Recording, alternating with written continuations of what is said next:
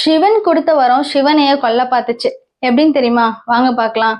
பத்மாசுரன ஒரு அரக்கன் இருக்கான். அவன் கடுமையா தவம் செய்யறான். இதை பார்த்த சிவபெருமான் மகிழ்ந்து போய் உனக்கு என்ன வரம் வேணுமோ கேள் நான் தரேன்னு சொல்றாரு. உடனே அவனும் நான் யாராச்சும் தலையில கை வச்சா அவங்க அப்பவே சாம்பல் ஆயிடணும்னு கேக்குறான். சிவனும் சரின்னு வரம் தராரு. உடனே அந்த அசுரன் இந்த வரம் வேலை செய்தா நான் சோதனை பண்ணணும் அப்படின்னு சிவனோட தலையிலேயே கை வைக்க போறான். இதை பார்த்ததும் சிவன் பதறி ஓடுறாரு.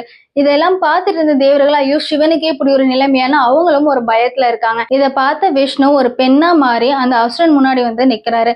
அசுரனும் அந்த அழகுல மயங்கி நம்ம சிவனை துரத்திட்டு இருந்தோங்கிறது கூட ஞாபகம் இல்லாம நான் உனக்கு கல்யாணம் பண்ணிக்கணும்னு கேக்குறாங்க. அந்த பெண்ணும் நீ என்ன மாதிரி நடனம் ஆடனா நான் உனக்கு கல்யாணம் பண்ணிக்கிறேன் அப்படின்னு சொல்றாங்க. உடனே அசுரனும் இதெல்லாம் எனக்கு சாதாரணம், நீ ஆடவனை பார்த்து நான் அப்படியே ஆடுறேன் அப்படின்னு சொல்றான். அந்த பெண்ணும் நடனம் ஆடிட்டு இருக்கும்போது நடுவுல அவங்களோட கை எடுத்து தலையில வைக்கிறாங்க. அதை பார்த்த அசுரனும் அவனும் மறந்துட்டு தான் கையை எடுத்து தலையில வைக்கிறான். உடனே சாம்பலாயிரான். இது மாதிரி கதைகள் கேட்க நம்ம சேனலை சப்ஸ்கிரைப் பண்ணுங்க. நிறைய கதைகள் பார்ப்போம். பை.